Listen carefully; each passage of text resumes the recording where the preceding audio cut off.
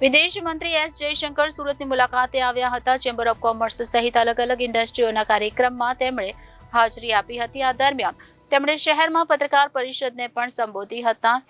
એમાં તેમણે diamond industry અને પાડોશી દેશો સાથેની અત્યારની સરહદ પર જે પરિસ્થિતિ છે એને લઈને જવાબ આપ્યા હતા। એમાં પાકિસ્તાન સાથેના સંબંધ અંગે કહ્યું હતું કે અગાઉ જેવી હાલ સ્થિતિ છે ટેરરિઝમનો જવાબ કાઉન્ટર ટેરરિઝમમાં જ હોય। જ્યારે તેમણે ચીન મામલે કહ્યું હતું કે અરુણાચલ પ્રદેશ ભારતનું અભિન્ન અંગ છે।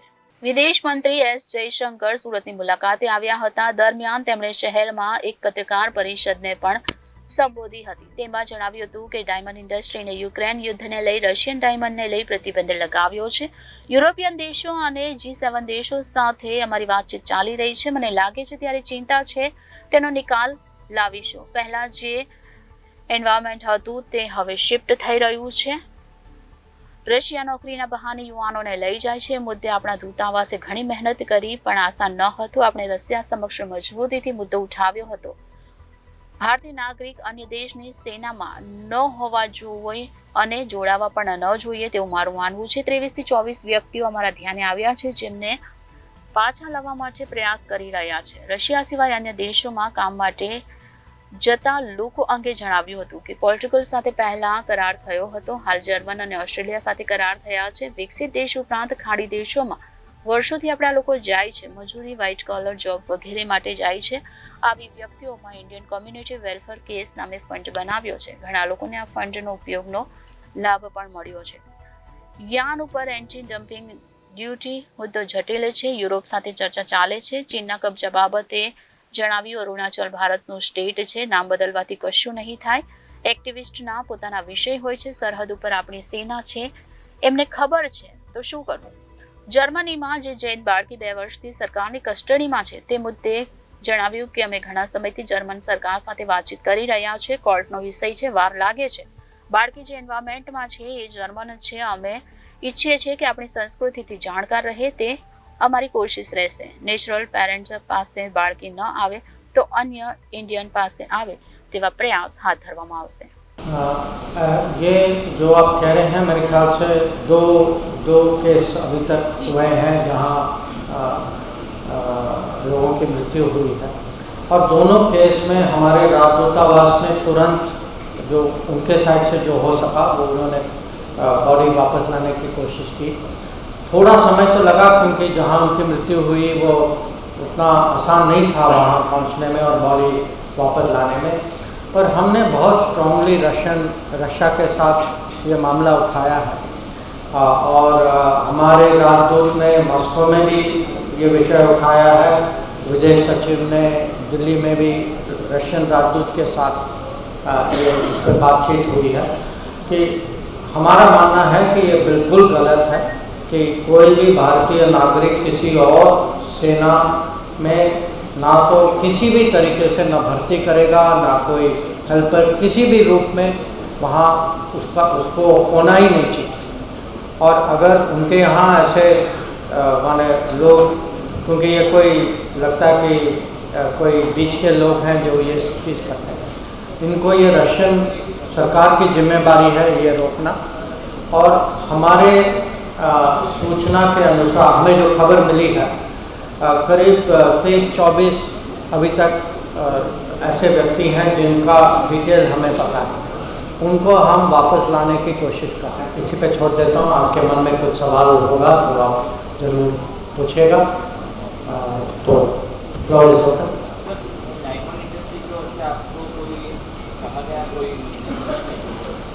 हाँ, आज जो जहाँ से मैं अभी आया हूँ जो बिजनेस इवेंट जो था वो साउथ गुजरात चेंबर और फिक्की का जो जॉइंट इवेंट जो था वहाँ ये प्रश्न उठाया गया था कि यहाँ डायमंड इंडस्ट्री को थोड़ी सी चिंता है क्योंकि वो G7 देश और यूरोपियन यूनियन कुछ डायमंड का रशियन डायमंड पे कुछ सैंक्शन लगाने की उस दिशा में जा रहे हैं।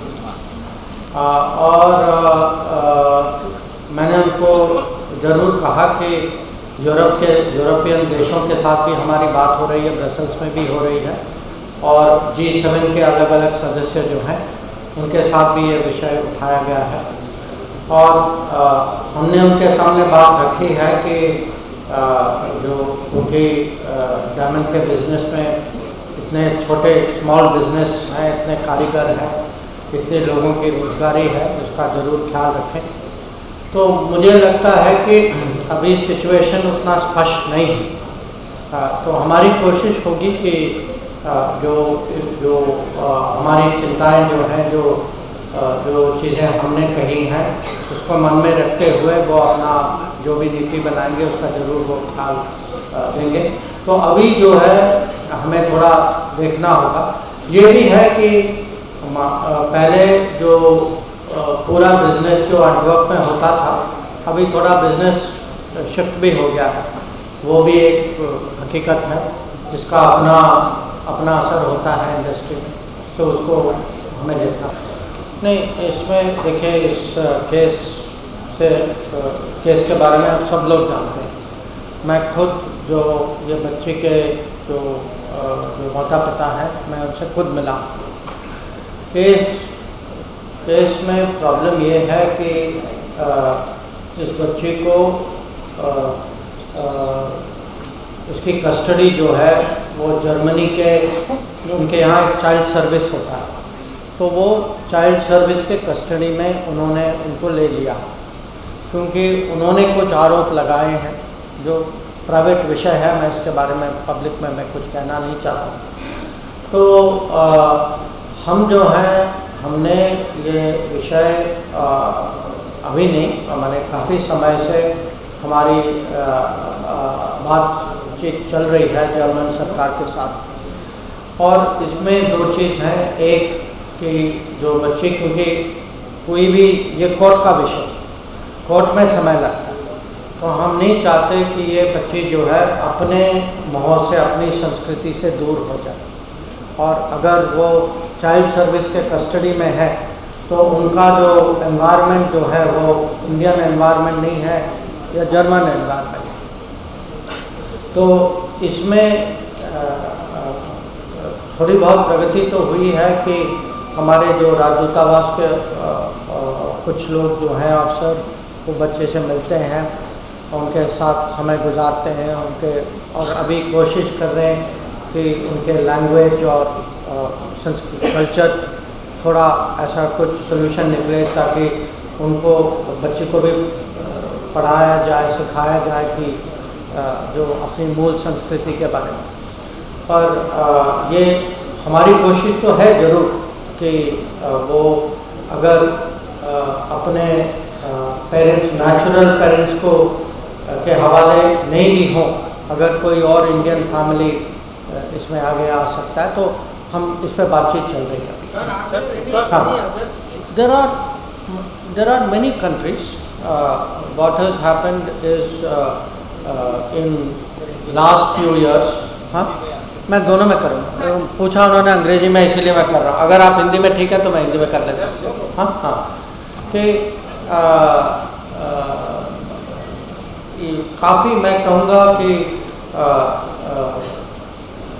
काफ़ी देश होंगे जहाँ एक तो हमारा समझौता हुआ है उनके साथ, कि जो कहते हैं मोबिलिटी एग्रीमेंट, कि हमारे यहाँ से लोग जाएं और उनके साथ कैसा ट्रीटमेंट हो, क्योंकि ये नहीं होना चाहिए कि वो बाहर काम करने के लिए जाएं और उनको मान लीजिए कम तनख्वाह मिले या सोशल सिक्योरिटी बेनिफिट मिले या सोशल सिक्योरिटी कवरेज कम हो, या ऐसे काम पे लगा दें जो गैर कानूनी हो, तो हम उनको प्रोटेक्शन देते हैं।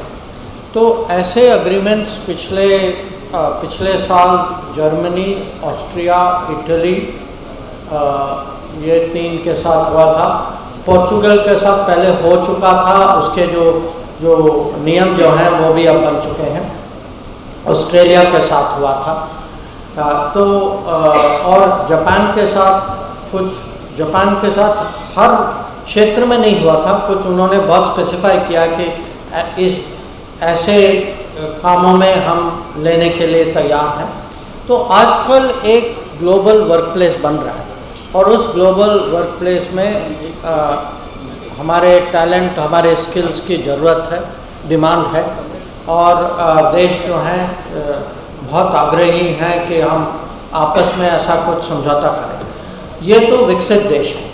इसके अलावा आप जानते हैं कि ये खाड़ी में सालों से ये प्रक्रिया है कि हमारे यहाँ से लोग blue collar, white collar, professional, high end, high technology सब लोग वहाँ जाते हैं।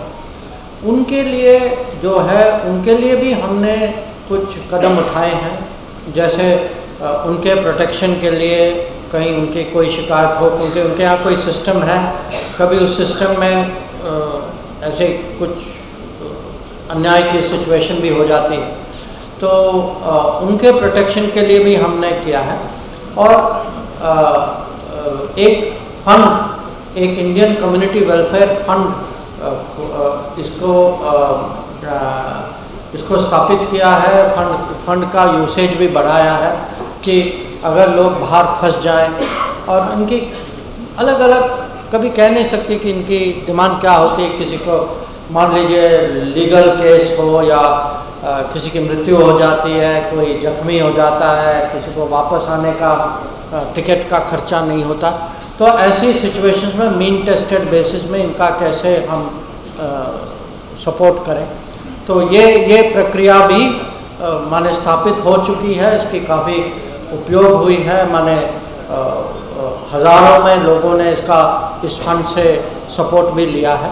तो सरकार की नीति है कि अगर हमारे नागरिक बाहर जाएं तो वो माने विश्वास के साथ बाहर जाएं। उनको लगना चाहिए कि भारत सरकार उनके साथ है, कहीं भी फंस जाएं, कहीं भी कुछ हो जाए। और पिछले साल सूडान और इजराइल में जब युद्ध, दोनों जगह जब युद्ध शुरू हुई, तो वहाँ लोग थे जो वहाँ काम कर रहे थे, तो उनको हमने ऑपरेशन कावेरी, ऑपरेशन विजय के थ्रू वापस भी लाया। There are many countries. What has happened is in last few years. हाँ, मैं दोनों में करूँगा। पूछा उन्होंने अंग्रेजी में, इसीलिए मैं कर रहा हूँ। अगर आप हिंदी में ठीक है तो मैं हिंदी में कर लेता हूँ। हाँ हाँ, कि काफ़ी मैं कहूँगा कि काफ़ी देश होंगे जहाँ एक तो हमारा समझौता हुआ है उनके साथ कि जो कहते हैं मोबिलिटी एग्रीमेंट, कि हमारे यहाँ से लोग जाएं और उनके साथ कैसा ट्रीटमेंट हो। क्योंकि ये नहीं होना चाहिए कि वो बाहर काम करने के लिए जाएं और उनको मान लीजिए कम तनख्वाह मिले या सोशल सिक्योरिटी बेनिफिट मिले या सोशल सिक्योरिटी कवरेज कम हो या ऐसे काम पे लगा दें जो गैर कानूनी हो, तो हम उनको प्रोटेक्शन देते हैं। तो ऐसे एग्रीमेंट्स पिछले साल जर्मनी, ऑस्ट्रिया, इटली, ये 3 के साथ हुआ था। पोर्चुगल के साथ पहले हो चुका था, उसके जो नियम जो हैं वो भी अब बन चुके हैं। ऑस्ट्रेलिया के साथ हुआ था। तो और जापान के साथ हर क्षेत्र में नहीं हुआ था, कुछ उन्होंने बहुत स्पेसिफाई किया कि इस ऐसे कामों में हम लेने के लिए तैयार हैं। तो आजकल एक ग्लोबल वर्कप्लेस बन रहा है और उस ग्लोबल वर्कप्लेस में हमारे टैलेंट, हमारे स्किल्स की ज़रूरत है, डिमांड है। और देश जो हैं बहुत आग्रही हैं कि हम आपस में ऐसा कुछ समझौता करें। ये तो विकसित देश है। इसके अलावा आप जानते हैं कि ये खाड़ी में सालों से ये प्रक्रिया है कि हमारे यहाँ से लोग blue collar, white collar, professional, high end, high technology सब लोग वहाँ जाते हैं। उनके लिए जो है, उनके लिए भी हमने कुछ कदम उठाए हैं। जैसे उनके प्रोटेक्शन के लिए कहीं उनकी कोई शिकायत हो, क्योंकि उनके यहाँ कोई सिस्टम है, कभी उस सिस्टम में ऐसे कुछ अन्याय की सिचुएशन भी हो जाती है, तो उनके प्रोटेक्शन के लिए भी हमने किया है। और एक फंड, एक इंडियन कम्युनिटी वेलफेयर फंड इसको स्थापित किया है। फंड का यूसेज भी बढ़ाया है कि अगर लोग बाहर फंस जाएं और इनकी अलग अलग, कभी कह नहीं सकती कि इनकी डिमांड क्या होती है। किसी को मान लीजिए लीगल केस हो या किसी की मृत्यु हो जाती है, कोई जख्मी हो जाता है, किसी को वापस आने का टिकट का खर्चा नहीं होता, तो ऐसी सिचुएशंस में मीन टेस्टेड बेसिस में इनका कैसे हम सपोर्ट करें। तो ये प्रक्रिया भी माने स्थापित हो चुकी है, इसकी काफ़ी उपयोग हुई है। माने हज़ारों में लोगों ने इस फंड से सपोर्ट भी लिया है। तो सरकार की नीति है कि अगर हमारे नागरिक बाहर जाएं तो वो माने विश्वास के साथ बाहर जाएं, उनको लगना चाहिए कि भारत सरकार उनके साथ है, कहीं भी फंस जाएं, कहीं भी कुछ हो जाए। और पिछले साल सूडान और इजराइल में जब युद्ध दोनों जगह जब युद्ध शुरू हुई तो वहाँ लोग थे जो वहाँ काम कर रहे थे, तो उनको हमने ऑपरेशन कावेरी, ऑपरेशन विजय के थ्रू वापस भी लाया। रिपोर्टर अरविंद राठौर, जनादेश न्यूज, सूरत।